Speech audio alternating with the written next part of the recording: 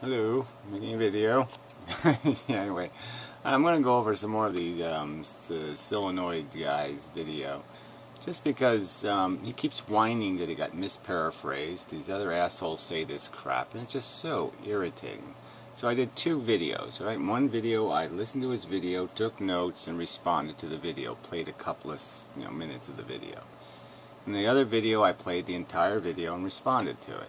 And it just seems it doesn't matter what I do, these fuckers complain. And they complain inanely and insanely. So here, this asshole posts two comments. When did I make the moral subjectivist argument? Alright, so I'm going to play the part. And first I'll do the part that leads up to it. But I mean, I'll play. I mean, he read a fucking script of it. And it ended with inner subjective agreement. Inner subjective agreement. That's the moral subjectivist argument. Inner subjective agreement defines value. That's what you said in the video. You don't understand the moral subjectivist argument is based on that? Inner subjective agreement is what defines value. There is no real value. You said the word. Well, I'll play you saying the words. But again, two quotes. Why do you think I'm a moral nihilist? Because you're a moral subjectivist, which is the same thing as a nihilist. It's just idiotic. So, and then I'll play, I'll read a couple of comments on my video. I mean, one about that Carla thing. It's just, they're just so hilarious. They're just, I gotta. Anyway, so I'm going to try to parse this, his little speech here that he reads, and then we'll just go through their premises. So this is what he believes in, apparently. I mean, he's reading it, so let's play with it. Know the difference, we understand the difference, and we know the difference has value. And it's just silly not to recognize what's fundamental and intrinsic to the sensations themselves. Wait a minute, it's the wrong place. I want to be like 9 minutes. The various isms that I disagree with or that I think are absurd. So I don't know what did that just mean? So anti-natalist and anti-natalism are different things. Oh, wrong video. No wonder. Sorry. Whoops. Yeah, so it's it's comments on that video I want to play, but it's this video that I want to play at 9 minutes and 11. Sorry.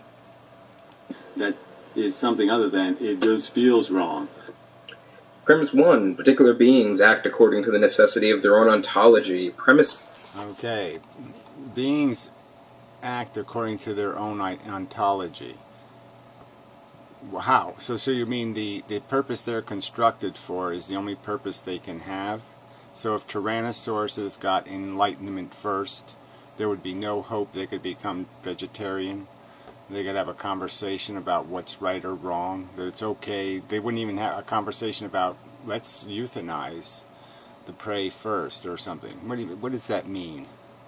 They're not glued to anything. They can rationally look at the world and come up with all kinds of plans for their existence. That's what intelligence allows you to do, is come up with plans for your existence.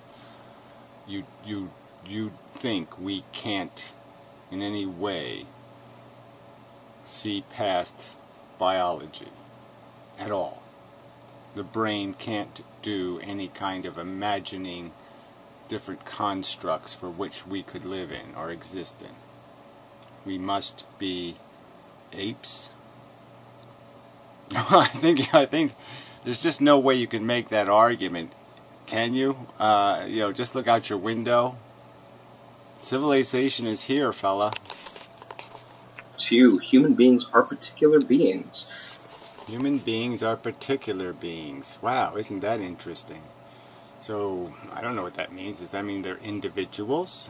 Like all the other animals are individuals and they're part of a class and species? They can have some general common tendencies? But they're particular?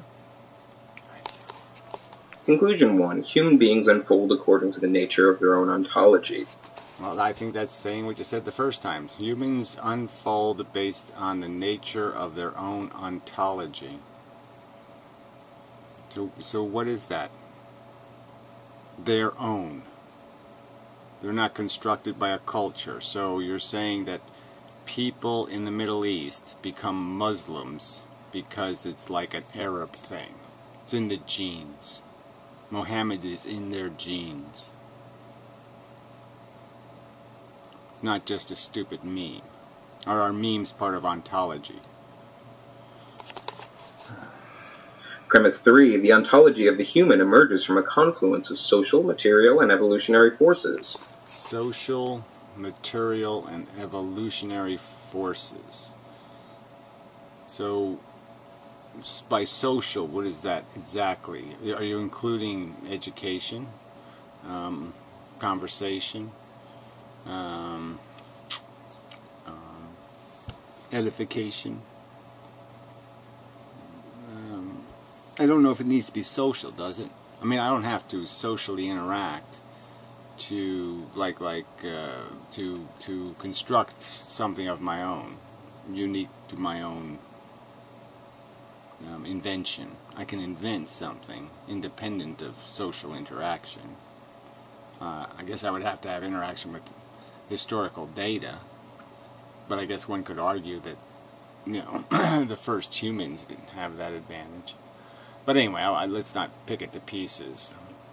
You're still sounding like you're saying it's all glued to some sort of blueprint, beyond the blueprint being human beings, once they gain language and the capacity to recognize rules of logic, tend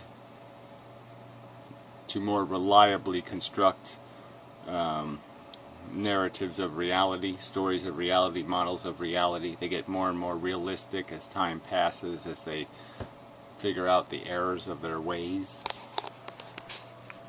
Premise 4. The will to the propagation of genes is necessarily entailed in organisms that are formed through evolutionary processes. Necessarily entailed. Again, yes, they have that functionality, but quite obviously we've outsmarted our genetic function. We don't just piss and poo anywhere anymore. Okay, we don't circle the ground and take a dump. You know, we've lost a lot of our native habits. We shave. We do lots of different things to change our configuration from the natural order. So that isn't really saying much. Well, it's not really saying anything. It's just junk. Conclusion 2. Human beings at an ontological level have a natural drive to procreation, and as such follow.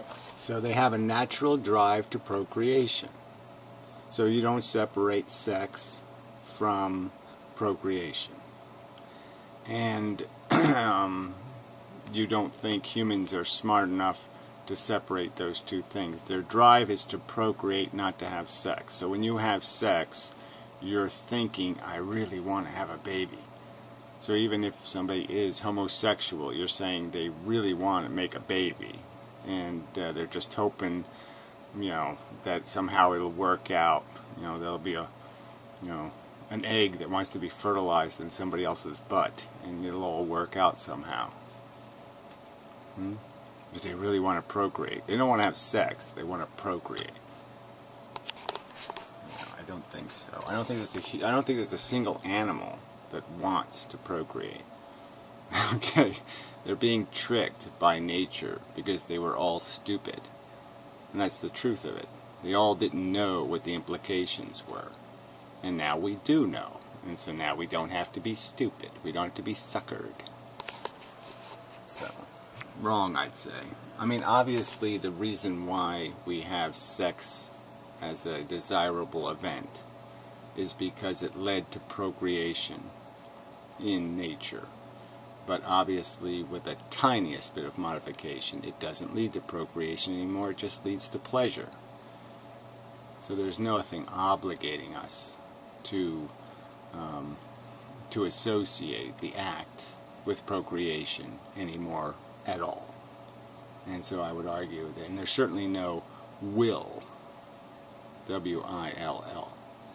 So that, I think, is way overstated. From premise 1, will tend to act in accordance with said drive. Again, they won't tend to do that. billions of people don't have children, so they obviously tend not to do that. Obviously, the majority of people tend to have less than the necessary number of children to maintain human existence. That's what the majority of people are doing right now on planet Earth. So the tendency is obviously, if this word tendency is to mean anything, quite obviously the tendency has changed.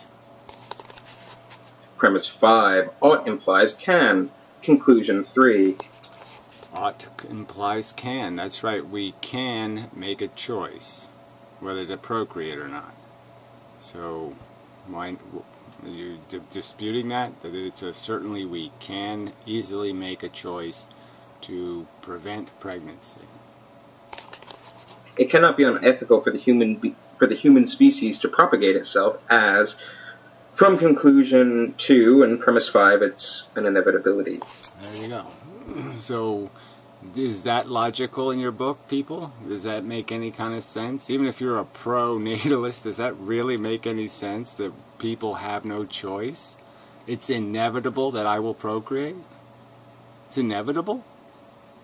And that and if I don't procreate, I'm somehow some sort of aberrant when I'm doing exactly what most people are doing, which is procreating insufficiently to maintain human existence. It doesn't seem like it's inevitable. It seems like it's only happening because we're letting the dumbest 10% of the human race create an idiocracy. And you're just fine with that. Now, I know that that's a question of whether or not it is moral or immoral for the human species to propagate itself.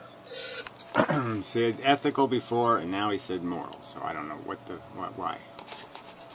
But I think that's what matters, because morality is the question of how should I act. So is ethics. Now, when you ask this question of value, I asked you before what makes you think that this kind of instrumental reasoning is sufficient or interesting or the right toolkit to use to investigate this problem. Yes, but I think there's a fact of value, so that's why it's the right toolkit. That's right. Deduce. We can deduce the value components, and then we can do the math. Because it doesn't seem to matter to me all that much whether or not kids are valuable, right? Whether or not human life or life as such is valuable. Is that part of the question here? No anti-natalist, I don't think, is making any argument about the value or disvalue of a particular human life. The argument is about whether or not it's a ethical creation, whether the process of creating life is of ethical, decent merit. It seems to me that your standard of value is arbitrary as well, as all standards of value are. Okay, all standards of value are arbitrary. Now, I don't know, buddy, but that sounds like a moral nihilist to me. Would a moral nihilist say it some different way than all standards of value are arbitrary? Wouldn't a moral nihilist say exactly that? That if you claim a value, there is no legitimacy to the claim? Arbitrary means illegitimate, substantially. It means that there is no connection between cause and effect in terms of logic or purpose or function. So, how was I wrong to deduce from that statement that you're a moral nihilist? Let's hear it again, just for fun. Because morality is the question of how should I act. Now, when you ask this question of value, I asked you before what makes you think that this kind of instrumental reasoning is sufficient or interesting or the right toolkit to use to investigate this problem. Because it doesn't seem to matter to me all that much whether or not kids are valuable, right? Whether or not human life or life as such is valuable. it seems to me that your standard of value is arbitrary as well, as all standards of value are. Can't get any clearer, right? You really can't, right? So we'll play some more, though. I mean, it's already done, but he's going to cook himself some more with the famous intersubjective agreement standard. They are intersubjectively arrived at. That's what. There, intersubjectively arrived at. So all you need is a mob, and you have the truth. You know what value is. You possess it. You've got it. And somehow it's not arbitrary. So somehow popularity isn't arbitrary. Popularity somehow proves credibility. So I would say that is the popularity fallacy. The argument from popularity. Right. Boo. Everybody knows that's crap. Value is. So the fact of the matter is that the human species, again, intersubjectively, deems that it is of value to continue to... So they deem it, okay, but it doesn't mean anything. It's just a deem. It's been deemed dogmatically by the human race. Deemed. Incredible, not credible, not sourced, not meaningful, not relevant, arbitrarily through intersubjective agreement of the whatever might mob. The might mob will tell us what is right. And they are right because they're the right mob. Yeah, I'm not supposed to call this what it is. Intersubjective agreement isn't exactly the terminology used by value relativists, moral relativists. So yes, you're a moral relativist, you're a moral nihilist, quite clearly. You speak their speak, you talk their talk, and clearly, even in your previous statement, you walk their walk. I don't see any value. I don't see any reason to talk about value when it comes to a life or a welfare or any of that stuff. I don't see any value in any of this mush. I mean, what the fuck, fella? Come on. So don't be posting 2 comments on my video whining that I have misparaphrased you or put words in your fucking mouth. That's your own mouth. Those are your own fucking words. I mean, there's nothing that can be said except fuck you. So anyway, let's deal with this irrational comment by Carlo the Irrational. Value isn't relative, but it is relational. Well, isn't that interesting? Yeah, value's relational. Well, how can anybody make anything out of that? What, relational? How so? Oh, I guess you'll say so. That's why I do not have to value your suffering. So she's saying she doesn't have to value mine or anything's suffering. So there's no logical mandate. There's no unavoidable logical imperative to say, yes, I understand what value is, I feel it. The only way she could disconnect is to somehow think she's doing something special, or it thinks it's doing something special, and that the other people's consciousnesses, their suffering is somehow different than hers, because she will claim that she has a capacity to be hurt and harmed and degraded, and she understands it to be valuable, no doubt. So why wouldn't she be logically obligated to think the other things having the same sort of experience, that experience would have to be valued? You don't have to value the person experiencing it. You don't have to have compassion, but you certainly have to value the actual experience and recognize that it means something. Logically. There's no rational alternative, is there? Is there a rational alternative for a supercomputer or any kind of intelligence, any kind of logical device, not to be obligated to recognize that in any scenario it has an obligation to recognize when sentient harm is going to be created or caused? What would the rational reason why you would not pay attention to it at all be? If you're creating any experiment that involves a sentient organism that may experience sensual suffering, How can you rationally say, I have no obligation to consider the suffering? I don't even have to consider it as anything. It doesn't mean anything. It is as meaningless as a battery, or a piece of dirt, or a piece of dog do. It has no meaning. Sentience has no meaning.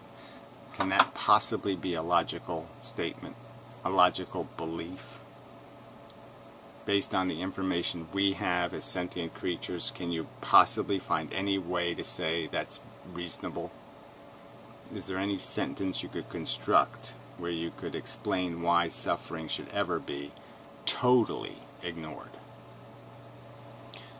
You only value it yourself, which is meaningless. You value things by understanding, and sometimes you value them by what it makes you feel, right? So, I mean, I value food because I'm hungry. I don't really particularly intellectually have much of respect for it. I don't think much of it intellectually. But obviously on a biological level I do, so my intellect is obligated to acknowledge that food has value because it will produce satisfaction when I eat it. But obviously we can intellectually understand value. We don't just feel our way through life, we think our way through it. Well, we, no, maybe you don't, I do. Value it yourself because it is yours, not mine. You only value it yourself because it is yours, not mine. So she's saying that if I'm having a feeling, you're having a feeling, that I am intellectually have no logical reason to recognize your feeling as being substantially the same in terms of its qualitative equality as mine. I am free, or there's some reason to believe that your feeling may be entirely negated, and that the only feelings that matter are my feelings, and that there's some sort of rational reason why that would apply. There is none. There's no rational settings. Value is relational, she said again. That's the truth. Sorry if it offends you. Well, yeah, Mengele offends me. Dahmer offends me. All the people who believed as you do offend me. People who think that other people are less than them offend me. Okay, your feelings are not better than my feelings, and you have absolutely no logical reason to discount the importance of my feelings. And I'm quite sure if I proposed causing you some unnecessary, frivolous, stupid harm, you would be quite capable of saying no thank you very much. And you would say it for a reason, and you have an obligation to apply the same reasons to any other sentient being as the feelings themselves are the same. The cost-benefit analysis are relational too. Again, this relational thing doesn't mean it's not even a word. A company calculates the benefit to itself. Well, we're not companies. And obviously most people are quite aware of the fact that companies are sadistic bastards who give no care for the value of the human sentience they exploit every day and harm every day. They'll cut your arm off and write it off on their bottom line, or file an insurance claim, and maybe they'll double the indemnity so they get extra money back, so they can actually make a profit. You get your arm cut off, they make a profit. So no one is thinking that human beings should think like a company. Not some absolute benefit. A company calculates the benefit to itself, not some absolute benefit. Well, again, we're intellectuals, we're not companies. We have a broader responsibility. Well, companies, I would say, do have more of a broader responsibility, but no one's imposing it. And companies are owned by the most sadistic, evil assholes on earth. So, quite obviously, they have no brain of them. Their company doesn't have a brain. Okay, it's run by an individual calculating their self-interest. This conversation isn't about what your self-interest is. It might be in your self-interest to harm somebody, but that's not the subject, is it? The subject is what's the ethically right thing to do.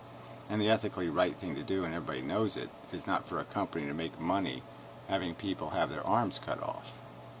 Everybody knows that. because there's no such thing. All costs and benefits are relational. Well, again, it's just idiotic. There's just no point in silly notions that the game we're playing doesn't have multiple pieces on it, and how good a game it is depends on how well the players survive the game, and that you can't claim victory in a game where your equals were losers in an excess proportion. It's just rational common sense. You can't kill the members of your team, kind of thing. You can't consume, more than the value of what you're producing in terms of your own comfort. You can't use something else's suffering to gain your comfort and call it a profitable adventure. It's clearly not profitable. I mean, by your standards, if I built a $15 nuclear power plant that was guaranteed to melt down in 3 years, you'd say go for it. Because it doesn't matter how many people I torture, I win. I make a profitable enterprise, I gain a profit, and there's nothing else for me to consider. Nothing else matters. That would be idiotic. It would be illogical to think that way. Totally illogical to think that any such equation could make any sense whatsoever. But these people are just, this is how insidious these value nihilists are. They are disgusting, grotesque, illogical creatures.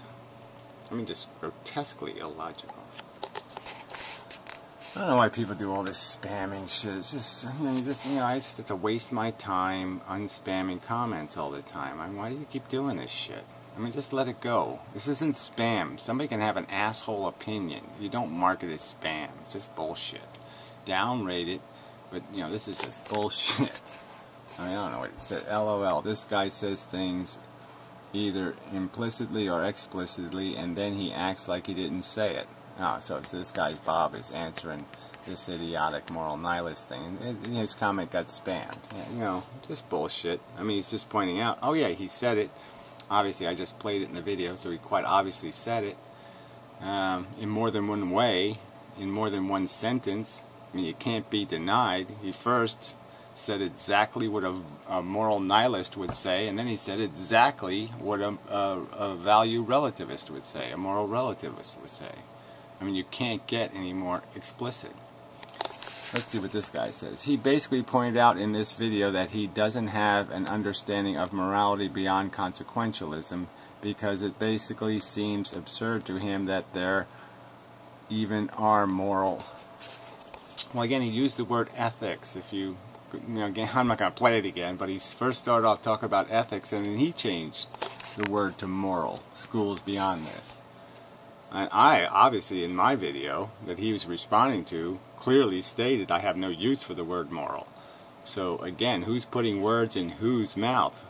Fuckhead. I'm not saying it's correct to think this, but I can actually understand why somebody would have this misunderstanding if they hadn't had any formal philosophical education. Most people have no idea about formal normative systems. Well, I'm sorry, this is absolute crap. All right? I mean, the guy says there's no such thing. It's all arbitrary. Did you hear him say the word arbitrary, fuckhead? Gary probably has the view he does based on the facts that he gleaned from the world, not studying any form of concept. Look, I've read your consequentialists, your all your Kantian. Here we go, Kantian. All these assholes who can't put 4 sentences together that actually seem coherent to each other. I mean, these guys are colorful language, interesting sentence structure. Some of it might be called nice poetry, but it doesn't come anywhere close to being something that's logical. Sorry, friend. Okay, so it's not, in my opinion, philosophy, because it has nothing to do with dissecting reality. It has everything to do with confusing people. And that's the nature of poetry, in my opinion. Talk about arbitrary. So anyway, stop spamming comments, cunts. So anyway. Fucking people. And Star of Sagittarius guy, you are an asswipe. I hate your inane, idiotic comments, and don't be calling my neighbors, okay, asking to get unblocked. That's really bogus, you stupid fuck. I mean, really, you people are just so out of control. You gotta make phone calls to get unblocked, and then you make the phone call to the wrong fucking house?